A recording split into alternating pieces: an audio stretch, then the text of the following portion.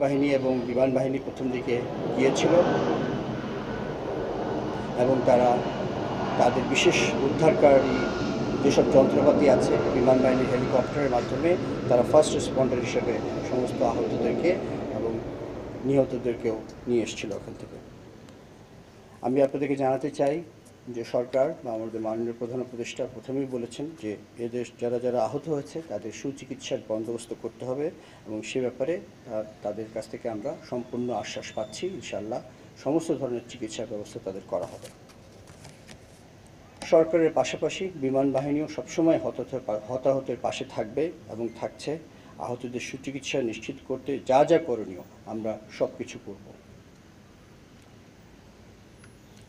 ইতিমধ্যেই গতকালকে আমরা একটি উচ্চ পর্যায়ের তদন্ত টিম গঠন করে দিয়েছি। তারা অতি শীঘ্রই এই তদন্ত করে বের করবে যে কী ঘটনা ঘটেছিল এবং তার ভিত্তিতে আমরা ভবিষ্যতে যদি কোনো কিছু ভুল ত্রুটি থাকে তার অবশ্যই ব্যবস্থা নেব। আপনাদের মাধ্যমে আমি দেশবাসীকে একটা বিশেষ অনুরোধ করতে চাই, সেটা খুব জরুরি আমার জন্য আপনাদের মাধ্যমে বলা। সেটা হচ্ছে দয়া করে আপনারা দেশের এই বিপদের সময় সোশ্যাল মিডিয়ার বিভিন্ন গুজব মিসইনফরমেশনে কান দেবেন না। একটি শক্তিশালী বিমান বাহিনী দেশের স্বাধীনতা ও সার্বভৌমত্বর জন্য অপরিহার্য। দয়া করে গুজব ছড়িয়ে দেশের সার্বভৌমত্বের এই স্তম্ভকে দুর্বল করে দেবেন না। এই মর্মান্তিক দুর্ঘটনায় আপনাদের সবার মতো আমারও হৃদয় ভেঙে গেছে। আপনারা জানেন যে আমি মাত্র সফরে বেরিয়েছিলাম, একটা জরুরি সফর ছিল। আমি ওই বিমানবন্দর থেকেই সরাসরি ফিরে এসেছি আজকে সকালে।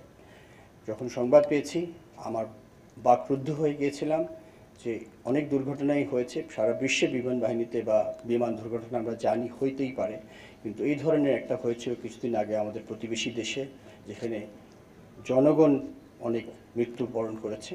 আজকে গতকালকে আমাদের দেশে একটা হয়েছে। সেই ধরনের দুর্ঘটনা খুব সচরাচর হয় না।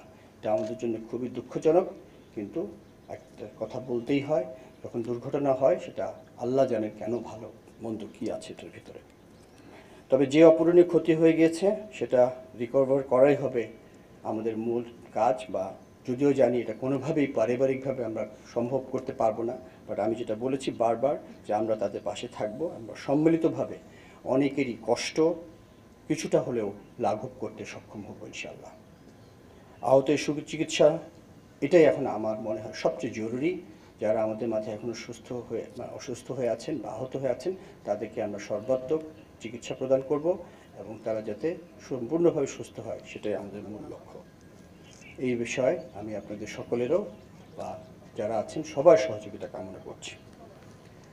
আরেকটা কথা আমি বলতে চাই আপনাদের মাধ্যমে to the international media that the same thing which you have heard, the incident has taken place and we are doing our inquiry.